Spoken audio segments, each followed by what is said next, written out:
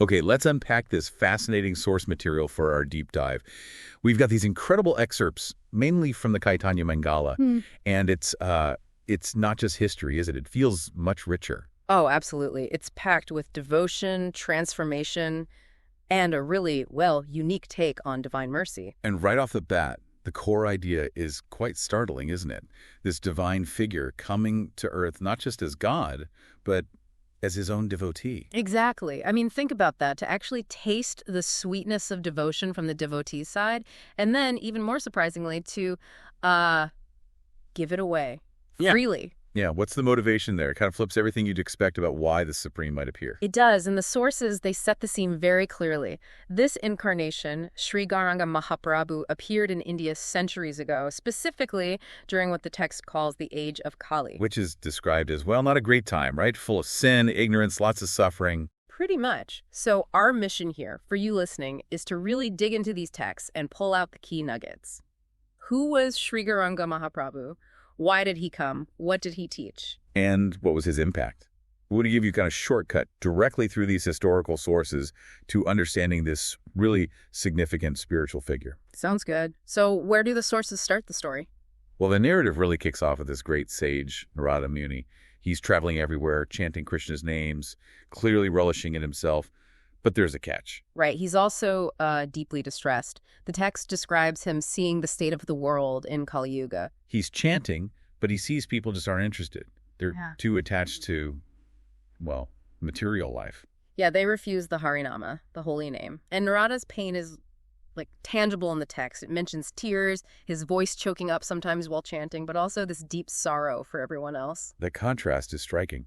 His own bliss versus the suffering he sees. This deep entanglement in what the text calls Maya, illusion. People forgetting Krishna, wasting their human life. It's heavy stuff. And this distress, it drives him somewhere specific, doesn't it? It does. He goes to Dvaraka to find Lord Krishna himself. He basically pours out his heart, asking, how can these souls be delivered? He's worried. Even the religious leaders aren't following properly, so what chance do ordinary people have? And Krishna's response? This is not what you might expect. Not at all. The source says Krishna smiles very compassionately and then makes this really surprising promise. He tells Narada he will appear in Kali-yuga. But how? In a form filled with humility, appearing specifically as his own devotee. Okay, that's nugget number one right there. The purpose. It's twofold. Exactly. First, to taste the happiness relished by my pure devotees. To experience that unique divine flavor, that rasa of loving God from the other side, so to speak. And the second part? To give it out to everyone in the world. He's coming to experience this incredibly sweet thing and then just distribute it like a treasure. Wow. And does Krishna show Narada this form? He does, right then and there. The text describes it tall, molten gold color, long arms reaching the knees, beauty that defeats the beauty of Mount Sumeru. Just incomparable. And Narada's reaction? He faints, just completely overwhelmed by seeing this form of Sri Caitanya Mahaprabhu for the first time. Understandable. So after Narada comes to, Krishna gives him instructions. Go tell everyone. Go throughout the universe. Tell the beings in Brahmaloka, Sivaloka. Tell them he's coming soon as Lord Gauranga. Yeah, he describes this Gauranga form as the embodiment of compassion. And his mission is laid out clearly. Establish sankirtana yajna, congregational chanting, reveal the glories of the holy names, preach devotional service. Then give Krishna-prema, pure love of God, freely to everyone. Freely to all, and unite all people through this process. It's a massive undertaking. No kidding. And Narada, how does he feel now? His misery just vanishes. He sets off completely ecstatic, instrument playing, body trembling, not even feeling tired, just full of joy. Okay, so Narada's journey continues. Yeah. Where does he go next? He heads to Brahmaloka, the realm of Lord Brahma. Who is his father and spiritual teacher. Exactly. And he relays the whole message about Krishna's promise, the Kali-yuga incarnation, and crucially, the power of Harinama Sankirtana. And what's the key point about the chanting? This is really nugget number 2 for you. The source says chanting is so powerful in Kali-yuga that all the benefits you might get from charity, sacrifice, austerity, other practices, they come automatically just by chanting. So even in this difficult age, it's presented as the easy path. The easy path to freedom from material existence. Just chant the names. And Brahma's reaction. How does he take this news? He's deeply moved. The text says his heart sprouts a seed of sweet love. He's overwhelmed, tears streaming, and he embraces Narada. It clearly resonates powerfully with him. Does Brahma add anything? Huh? Or just accept it? It's interesting. He actually recounts a time he himself had doubts. His own son, Sanaka, and the others had questioned Krishna's unusual pleasure pastimes in Vandavana. Pastimes with the gopis, the cowherd girls. Yes. And Brahma admits he couldn't really grasp it himself. He found those truths far beyond the knowledge of Vedanta, beyond typical philosophical understanding.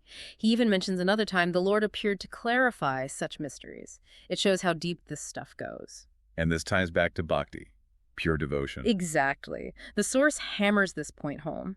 Prema Bhakti Yoga, the path of pure love, far surpasses the 4 types of liberation. Liberation is usually seen as the goal, isn't it? Right, but here, bhakti is positioned above it. The analogy they use is great. Just as sugar can't taste its own sweetness, but helps others to taste and enjoy it, similarly, with the help of bhakti, salvation is automatically attained. So liberation is like a side effect. Almost. The text even suggests it could sometimes impede the natural flow of pure devotional service, which is a really provocative idea. Bhakti is the main thing. And Brahma basically confirms Narada's message. He does. He says the supreme Lord of Goloka, the source of all divine pleasure, will come to Puri as Sri Caitanya Mahaprabhu to distribute his mercy. This golden Lord is coming to give away his mercy and the highest bliss. Okay, so the stage is set. Let's fast forward to the actual appearance. Where does this happen? In a town called Navadvipa, we're introduced to the parents, Jagannatha Misra and Sasamata. And even before the birth, there's something unusual. Yes, this incident with Advaita Acarya, he's a revered figure. The text describes him acting strangely towards Sasamata's womb trembling, showing ecstatic signs, actually worshipping her womb. Worshipping her womb. Yeah, and then he leaves without really explaining, just saying something like, "You'll understand later." It adds this layer of divine mystery right from the start. And it's not just Advaita. No, the demigods, the celestial beings, they also come and offer prayers before Sasamata. They glorify the Lord inside her womb, confirming he's about to appear to enjoy his pastimes and, crucially, to distribute love. What stands out about their prayers? They emphasize the unparalleled compassion of this specific incarnation. They note he's going to give himself to everyone without discrimination. They even mention how they couldn't get this love despite understanding its value, but now he's giving it freely, even to the lowest classes, the candleless. That emphasis on indiscriminate mercy seems really central. It absolutely is. And then the text jumps into his childhood with this lovely story about Murari Gupta. What happens there? Murari encounters Gauranga as a young boy, Nimai. And the boy playfully kind of scolds him, tells him off for chasing after karma, good works for results, or nano-dry knowledge instead of pure devotion. Calls him a Rasika Bhakta, someone who should appreciate the divine tastes. A kid saying this. Yeah. Then Nimai vanishes. Murari realizes who it must be, Sasimata's son, and rushes to their house. And when he sees Namai there? Complete ecstatic meltdown, stunned, goosebumps, tears, voice shaking, falls at the boy's feet. Sasamata naturally is worried, thinking her son offended this respected scholar. It shows that mix of the divine hidden within the everyday human interactions. Perfectly. And the text explains the nature of Gauranga's appearance more deeply here. It's Krishna, but taking on the molten gold color of Srimati Radharani, who is seen as the epitome of devotion, and crucially embodying her mood of pure love within his heart. So he's experiencing that devotional mood himself. Yes, and manifesting it outwardly. Crying out in love, hair standing on end, horripilation, changing color, roaring loudly to wake up souls sleeping in illusion. And this is how the Sankirtana movement starts. This is the catalyst. People see him, they hear him, they're swept up, chanting, dancing, crying, laughing in ecstasy. Emerging from ignorance, as the text puts it. And the source stresses, he's a complete incarnation. Yes, and again, giving Krishna-prema freely to everyone without discrimination, even the lowest classes. This is contrasted with previous Kali-yuga avatars, suggesting his mercy is uniquely broad. Did he do this alone? No, and that's another key point. The text introduces his eternal associates. They appear with him to help spread Sankirtana. Big names are listed: Advaita, Nityananda, Haridasa, Srivasa, Gadadhara, Murari, Mukunda. And how are they described? As embodiments of love, living purely on the nectar of prema, divine love. The text uses this beautiful image, like kokora birds that exist solely on moonbeams. Their whole substance is love. Amazing imagery. So let's look at some early pastimes that show this love in action. Okay, well, there's one where Gauranga hears a flute, and his reaction is intense. He goes into a trance, acts like a crazy man, and retreats to Srivasa Pandita's house with his close devotees. And inside the house, more happens. Oh, yes. There's this extraordinary pastime where demigods actually come down and visit him, begging for prema, for that pure love. Demigods begging a human-looking figure. Well, they recognize him. Gauranga is described sitting on a special seat in a sauna, resting his limbs on his devotees, a sign of great intimacy and divine authority. And he grants them the gift of love of God. And what happens to the demigods? Immediate ecstatic reaction. They start dancing, chanting Radha Govinda and Gaura Govinda. Yeah. Everyone present is just filled with joy seeing this divine exchange. It shows his power to bestow this love.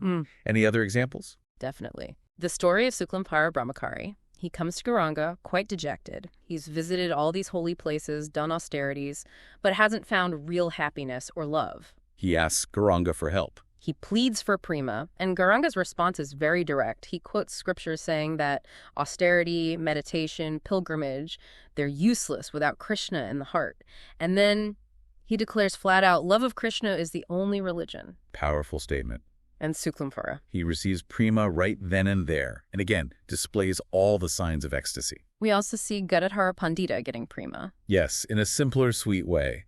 Gauranga gives him a flower from his own garland, promises him the gift of prema, and Gadadhara experiences that ecstasy, worships Gauranga, and becomes one of his closest companions in service. There's also a mention of reenacting a famous pastime. The rasa dance. This happens at Srivasa's house, too. Gauranga takes part. Gadadhara embodies the mood of Radharani. Another devotee named Narahari participates. And what do the observers see? Something incredible. They see the Samasundara form the original dark-complexion Krishna within Gauranga's golden form. And they see the entire divine realm of Vrindavan, Sri Vrindavanadama, appear right there before them. So they're getting confirmation of his identity, seeing Krishna within Gauranga. Exactly. And speaking of identities, there's that story with Murari Gupta again, where he gets the name Ramadasa. And how's it there? Murari is reciting verses glorifying Lord Ramachandra. Gauranga is pleased, puts his feet on Murari's head, a sign of immense blessing, and actually writes the name Ramadasa, servant of Rama, on his forehead with sandalwood paste. And he says something significant. He declares, I am that same Lord Raghunatha Rama. And then he shows Murari the transcendental form of Lord Rama, Sita, Lakshmana, Hanuman, the whole court. Wow, so Murari should worship Rama then. Well, here's the twist. Right after revealing himself as Rama, Gauranga instructs Murari to worship Krishna, the Lord of Radha, specifically through sankirtana and hearing his glories. Why the switch? He quotes the Srimad Bhagavatam, a key text, basically saying that pure devotion controls Krishna more effectively than philosophy, pious works, or austerity. It really focuses Murari, and by extension everyone, on the specific path for this age, bhakti for Krishna, especially through chanting. That really emphasizes the core mission. What about Advaita Acarya again? His role seems crucial. It really is. Gauranga explicitly tells him, I descended only for you, because Advaita's loud cries and prayers summoned him. He calls Advaita my dear devotee, my very soul, and even identifies him as Mahavishnu, an expansion of the Lord. So Advaita is both a devotee and the Lord in some sense. That's the complex theology presented. Gauranga takes great pleasure in Advaita's devotion, orders him to dance, and emphasizes that it's because of Advaita's devotion that he is distributing prema bhakti to others. Advaita is like the catalyst. Is everyone okay with Advaita's high status? Well, there's a moment where Srivasa questions Advaita's devotion, maybe because Advaita sometimes leaned towards philosophical interpretations. Gauranga gets quite stern. What does he say? He strongly defends Advaita, calling him the king of the Vaisnavas and confirming he is Mahavishnu. And he instructs Srivasa pointedly, don't cultivate jnana, speculative knowledge. Abandon karma and jnana. Go for Krishna-prema because bhakti is superior even to mukti, liberation. Again, that same message. Devotion above all else. Consistently. And then there's that interesting, almost sidebar anecdote about the Ganges River overflowing. How does that connect? A devotee explains it's not just rain. He says, Lord Siva once sang the Lord's glories so ecstatically that the Lord's own transcendental body melted into liquid Brahman. This divine water was preserved and later manifested as the Ganges. So the Ganges is literally the melted form of the Lord. According to this explanation, yes. The embodiment of Janardana. Krishna. It links the sacred river directly to the Lord's form and the power of devotional ecstasy. Okay, this sets the scene for another major arrival, doesn't it? Absolutely pivotal one. Lord Nityananda, Gauranga himself announces his imminent arrival. How does he describe Nityananda? As a wonderful avatuta, someone transcendental, often beyond social conventions. He says Nityananda's glories are beyond description and that he is none different from Balarama, Krishna's brother, and Narayana, the majestic form of the Lord. High praise. So the devotees go looking for him. Yes, there's a search. They eventually find him staying at the house of another devotee, Advaita Acarya. And their journey to meet him is described as pure joy, chanting, ecstatic symptoms, real euphoria. What was Nityananda like? What's the description in the text? It's incredibly vivid, a beautiful golden-colored body, but with a reddish hue. Dressed in yellow cloth, wearing a yellow turban, adorned with glistening ornaments. Ankle bells making that chuni, chuni, chuni sound as he moves. What about his face? His manner? Wide, captivating eyes, a smile like lightning, a roar like a lion that subdues the negative forces of the age, described as Kali's elephants. He walks with the gait of a maddened elephant, powerful and unpredictable. Yet his face is peaceful, serene, even amidst tears of love, shivering, sweating, all signs of intense spiritual ecstasy. And he carries something. A golden stick. The text says it's to smash the pride of Kali. Quite an entrance. Is his behavior conventional? Not always. He displays unique, ecstatic moods. Sometimes he adopts the feeling of a cowherd boy from Vrindavan calling out, "Where is my Kanai Gopala, my Krishna?" Other times he's begging Ravati, Balarama's consort, for honey. Very unpredictable, very spontaneous. So what happens when Gauranga and Nityananda finally meet? It's a powerful emotional meeting. Obeisances exchange. They embrace tightly, crying, talking intensely. Nityananda makes his playful comment like, "I've finally found the thief Krishna who was hiding here in Navadvipa. I've caught you." And they just laugh and cry together. And dance together in ecstasy. It's a reunion of divine brothers, essentially. How does Gauranga describe Nityananda's role? He glorifies him immensely. Says Nityananda came specifically to deliver the most fallen souls, to purify the worlds. He acknowledges that fools and atheists won't understand him because Nityananda sets a trap of divine love that only the sincere can fall into. And this leads to another really key point, right? About Nityananda's mercy. Yes, this is absolutely crucial. Nugget number 3 for you listening. Gauranga makes a profound statement. He says that attaining Krishna-prema, pure love of God, through the standard, gradual steps, philosophical understanding, detachment, surrender, slowly increasing attachment, is very, very difficult. But by the causeless mercy of Sri Nityananda Prabhu, anyone can easily obtain Krishna-prema. Anyone. Easily. That's the promise highlighted in the text.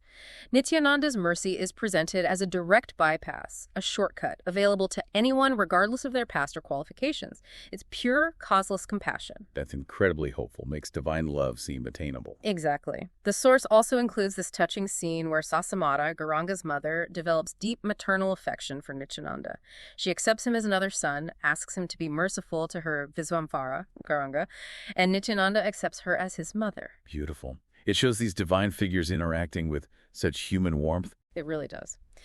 So the pastimes continue in Nadia. Sasimata has a dream where she sees Visvamvara not as golden, but as the original blue-bodied Krishna. He tells her in the dream not to reveal it. Keeping his identity somewhat veiled. Seems so. But he does reveal things to his close associates. The text describes him showing multi-armed forms to Nityananda and others. Multi-armed? Yeah, starting with 6 arms holding a club, flute, lotus, bow, things associated with different incarnations like Rama and Krishna, then showing 4 arms, then back to his usual 2 arms. I do that.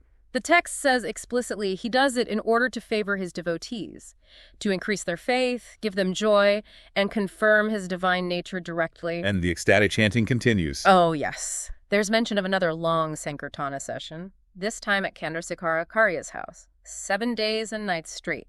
Dancing, spreading divine light, showing this religion of compassion. And didn't you say he sometimes dressed differently?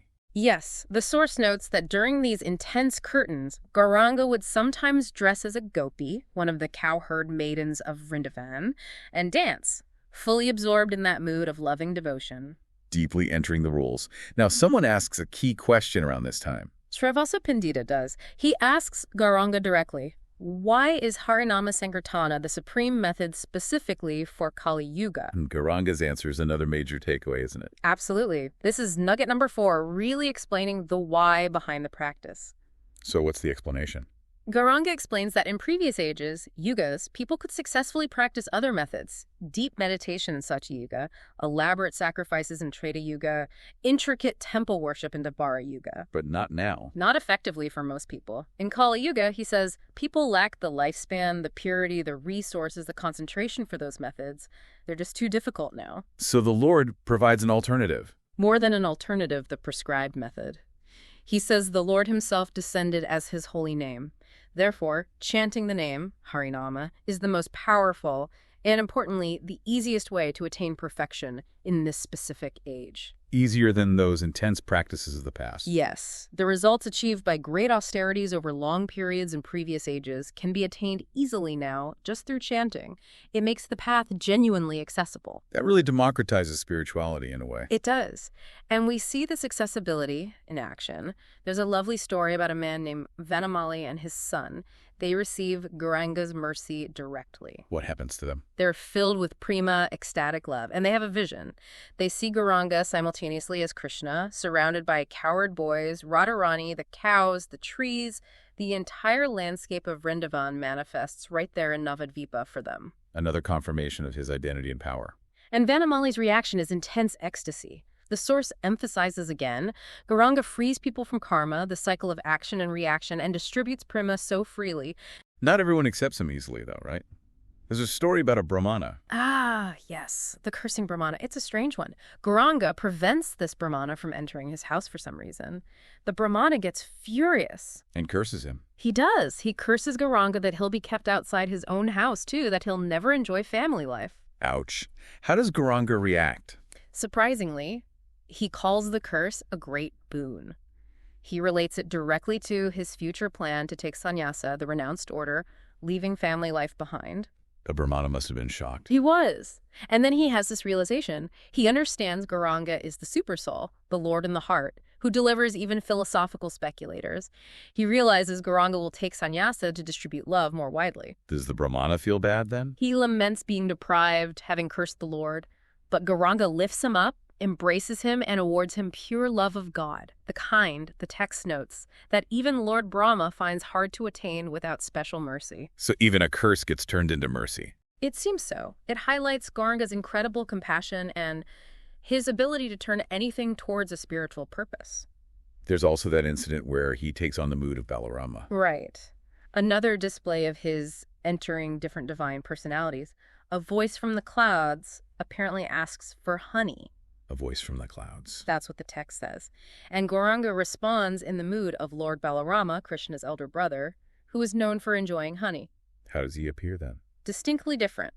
Wearing blue cloth, his body appearing massive and white like a mountain. He declares his desire to distribute the holy names, asks for honey, drinks it, hiccups, dances madly. And pushes someone. Yeah, pushes a Brahmana away, saying something like, I'm not Sri Krishna, I'm Balarama, bring me more tasty honey. He stays like that. For a bit. The next day, he's still in that mood, showing ecstatic symptoms. But then he sees Gadadhara Pandita, his very close associate.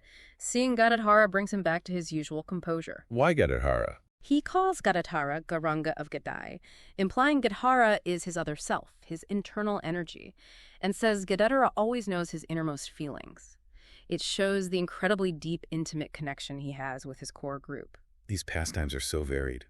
But the mood starts to shift, doesn't it? It does. The sources describe Gauranga developing this intense internal state of longing, deep longing for Vrindavana. For the places and people there? Yes. For the river Kalindi, Yamuna, the forests, Govardhana Hill.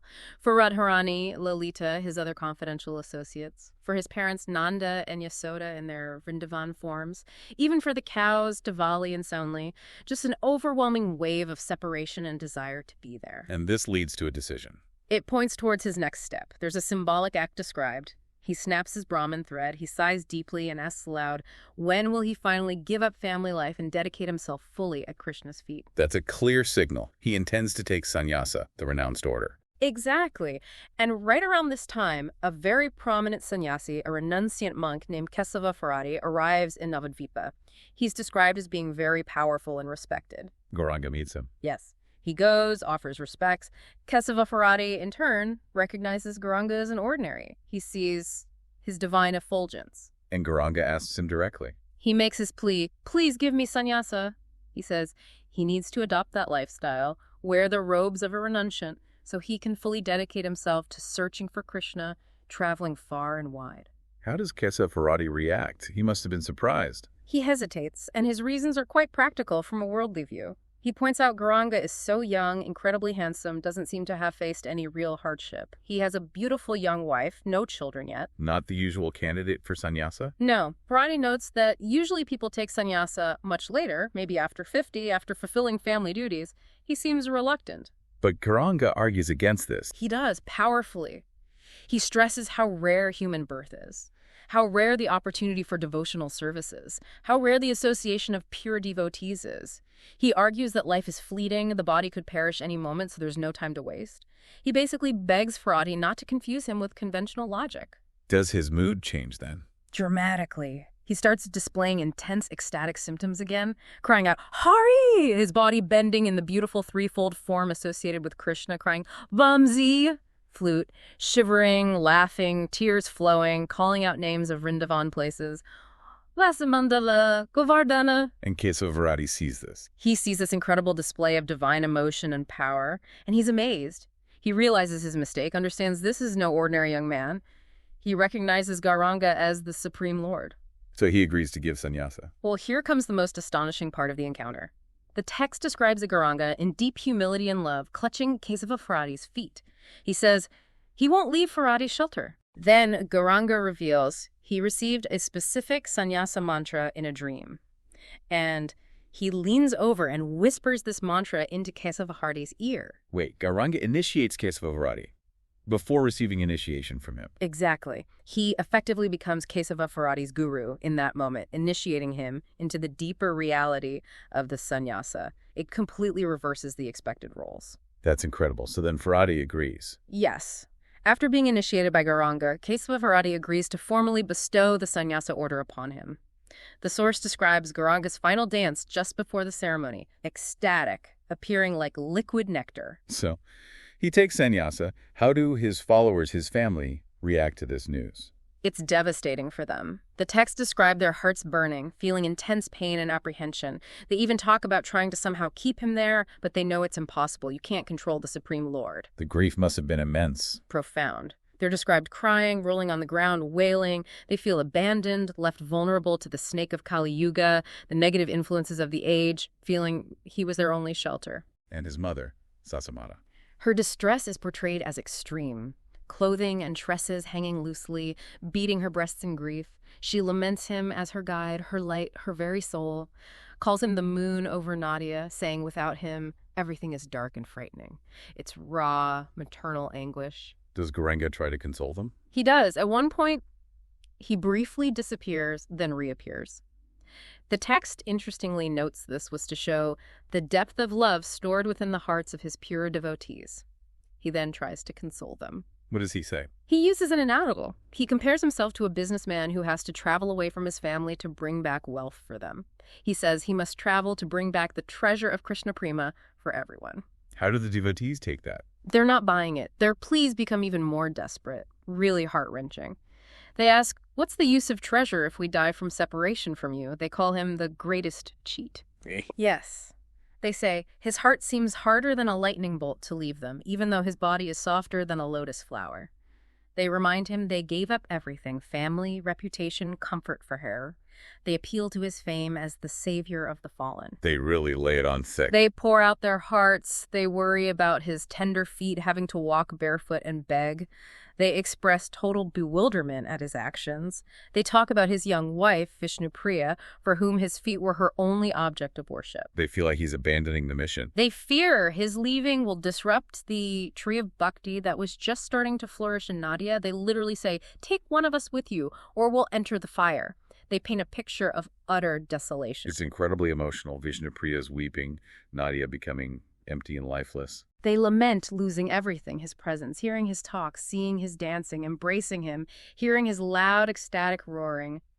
They call his consoling words cruel. His love feels like a hunter's music, luring them to their death and separation. They even challenge his title, Bhaktavatsala, affectionate to devotees. How can you be affectionate and do this? Wow.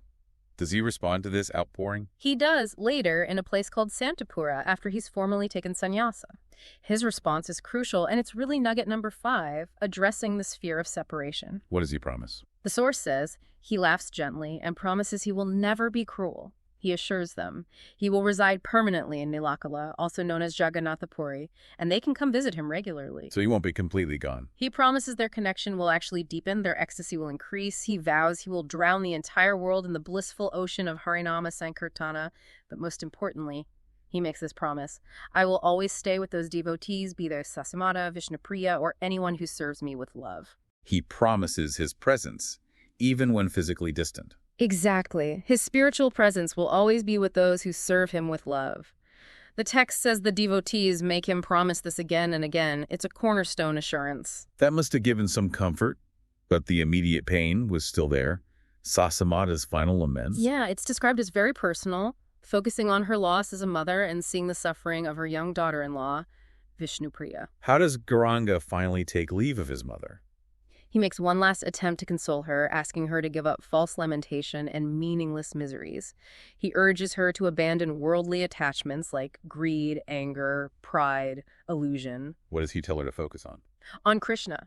He emphasizes that Krishna is the only true reality, the only real friend, father, mother, shelter.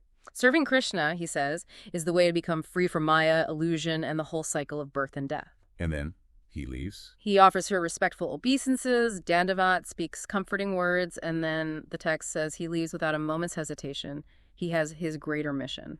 What's the scene like after he's gone? Utter heartbreak. Devotees crying, rolling on the ground. They follow him for some distance, then reluctantly turn back. They try to console themselves by remembering his pastimes and resolving to follow his instruction. Chant the holy names day and night. And Vishnupriya? Her suffering is described as deep and silent, crying, rolling on the ground, constantly remembering him. Other devotees try to comfort her. It's a very poignant picture of separation. Do the devotees try to find him? Yes. Led by Nityananda Prabhu, they make a plan. They figure he must have gone to a place called Katwa to formally take sannyasa from Kesavafaradi, so they set out towards Katwa to find him. Okay, so Gauranga has taken sannyasa. Where does he go? He heads towards Nilakala, Jagannatha Puri, as he promised. His journey itself is described as intensely ecstatic. He's moving like a mad elephant, overcome with divine emotion. Showing signs of ecstasy. Constantly. Tears streaming, goosebumps, horripilation, chanting names, including calling out Radhe, Radhe, in the deep mood of separation from Radharani, experiencing her feelings. Does he visit places along the way? Yes, significant holy places. The temple of the goddess Viraja, the famous temple of Lord Shiva in Ekamraka, which is modern Bhubaneswara. He shows intense ecstasy just seeing the temples and the deities. And something important happens at the Shiva temple. A significant incident. The temple priest offers Gauranga Shiva's prasada remnants from the worship of Lord Shiva, like sandalwood paste, flowers, scents, and Gauranga accepts it. Why is that significant? Isn't there some issue with Shiva's remnants? Exactly. Some devotees present, like Damodara Pandita, bring this up later. There's an old story, a curse by a sage named Bhrigu Muni, that supposedly forbids devotees of Vishnu from taking Shiva's remnants. So how is this reconciled? Murari Gupta explains it. Yes, Murari gives the clarification. He says the curse applies only to materialists, people who artificially differentiate between Hari, Vishnu Krishna, and Hara, seeing them as rivals. But for a real devotee? For someone who understands their essential oneness, Shiva being the greatest devotee, Vaisnava of Vishnu, and accepts Shiva's prasada with faith and devotion, that person is beloved by both Hari and Hara. Accepting it actually frees one from material bondage. So Gauranga accepted it for a reason. Murari explains Gauranga did it specifically to teach the proper path of perfection for people in general, to show the importance of honoring great devotees like Shiva and seeing the underlying unity of the divine. That's a deep theological point demonstrated practically. So He continues towards Puri. Yes, and as he gets closer, his eagerness becomes overwhelming. He's crying out, "Ha Jagannatha, ha Jagannatha, oh my Lord Jagannatha!" He starts running, roaring as he reaches the main gate of the temple, the Simhadvar. And his first sight of Lord Jagannatha. Pure ecstatic explosion. He loses all external control, staggers into the temple, eyes fixed intensely on the deity. His hair stand on end like a golden kadamba flower. Tears flow like rivers. He's completely lost in bliss. Who sees him in this state? This leads directly to his encounter with Sarvabhauma Bhattacharya. He was the foremost scholar in Puri at the time, a master of logic and Vedanta philosophy. What does Sarvabhauma think when he first sees Gauranga? He's utterly astonished by Gauranga's appearance, his sheer beauty compared again to Mount Sumeru, the moon, a lion, a lotus, his divine effulgence. Sarvabhauma immediately wonders, is this Vaikunthanatha, the lord of the spiritual world himself? And he observes Gauranga's behavior in the temple. Yes, he sees this complete absorption, the staggering, the intense gaze at Jagannatha from behind the Garuda Stamba pillar, the tears, the horripilation, the total loss of self in bliss. Does Sarvabhauma interact with him then? Not immediately in the temple, but later. When Sarvabhauma hears Gauranga speak, the source implies a discussion on Vedanta philosophy, he's amazed again, this time by his profound learning. He realizes Gauranga must be directly favored by Sarasvati, the goddess of knowledge. He starts thinking, this person is extraordinary in every way. This builds up to a major revelation, doesn't it? It does, the pivotal moment. Gauranga, seeing Sarvabhauma's sincerity and scholarship, decides to reveal more. He manifests a wondrous six-handed form, Sadfuja, directly to Sarvabhauma. 6 hands. Holding what? Simultaneously holding the bow and arrow of Lord Rama, the flute of Lord Krishna, and the danda, staff, and kamandalu, water pot, of his current sannyasi form. A composite image showing his identity encompassing these key divine figures. How does Sarvabhauma, the great scholar, react to this vision? Complete transformation. Overwhelmed with ecstasy, he falls flat at Gauranga's feet, crying uncontrollably, staggering body numb, hair standing on end. He starts chanting, "Hari Bol, Hari Bol," calling out, "Prabhu, Prabhu, my lord, my master." Completely. He feels his life is now perfect. The text notes that other devotees present witnessed Sarvabhauma's transformation and were overjoyed. And didn't Sarvabhauma compose something then? In that state of ecstatic realization, he spontaneously composed the Caitanya Sahasranama, 1,000 names glorifying Sri Caitanya Mahaprabhu. Then he fainted from the intensity of the experience. Wow! Converting the chief scholar of Puri through direct revelation. That's powerful. Hugely significant. It established Gauranga's divinity in the intellectual center of the region. Okay, so after establishing himself in Puri, does he stay there? He makes Puri his base, but he also undertakes extensive travels, particularly through South India. The sources chronicle parts of this journey. What's highlighted from these travels? Various encounters and pastimes that reveal different facets of his identity and mission. For instance, visiting places like Kurmaksetra. There's a story about a deity, Jada Nrsimha, appearing from an anthill when milk was poured. Interesting local legends connected to his travels. Yes, and his interactions with people. The source notes, for example, that he visited the king in Kanchi. This is pointed out because Gauranga, as a sannyasi, generally avoided rulers and worldly people. But he made an exception, presumably seeing the king's potential for devotion. Showing his mercy is conditional on sincerity, not status. Seems to be the implication. Then there's the very important meeting with Ramananda Raya. What happens there? When they meet, Ramananda Raya sees Gauranga's dazzling molten gold aura and immediately falls unconscious at his feet. This meeting leads to deep philosophical discussions about the highest stages of divine love, though the excerpts don't detail the conversation itself, just the impact of the meeting. He also enters different moods during travel. Yes, vividly. There's a visit to Pankavati, a place associated with Lord Rama's exile. There, Gauranga fully enters Ramadhava, the mood of Lord Rama. What does that look like? He starts chanting, "Sri Rama, Lakshmana."